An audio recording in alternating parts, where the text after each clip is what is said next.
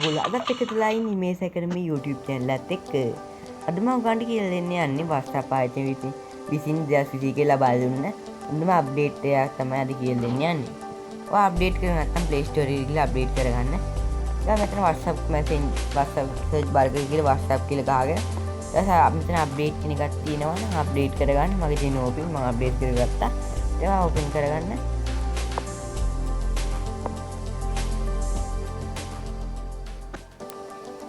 දවා කාගහරි count එකට ගිහිල්ලා touch කරගන්න. දවා කාගහරි ෆොටෝ එකක් යවන එකට යන්න ගැලරියට යන්න. මම යනවා ගැලරියට. එතන මෙතන ෆොටෝ එකක් තෝරගන්න.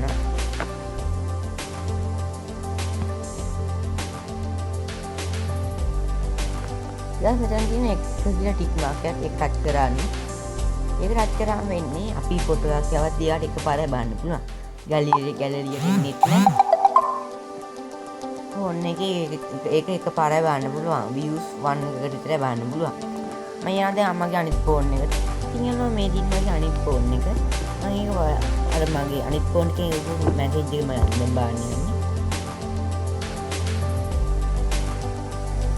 ඊළඟට මෙතන තියෙන ලින්ක් එකක් වගේ එක තියෙන්නේ නිකන්. ඔයා මේක ඩවුන්ලෝඩ් කරගන්න. ඊළඟට ඒක එව්වම මෙතන මේ ෆොටෝ එක එකපාරයි බලන්න පුළුවන්. ආයි දෙපාර තුන් පාර බලන්න ඕන බලන්න මොකද වෙන්නේ. ඊළඟට ආයි ඒක දෙපාර තුන් පාර බලන්න බෑ. ඒක තමයි යන මම ගත්ත වීඩියෝ එක. වීඩියෝ එක ගන්න subscribe කරන්න. යට උඩ තියෙන all කියන බෙල් එකන ක්ලික් කරන්න. like දාන්න, comment දාන්න, share කරන්න.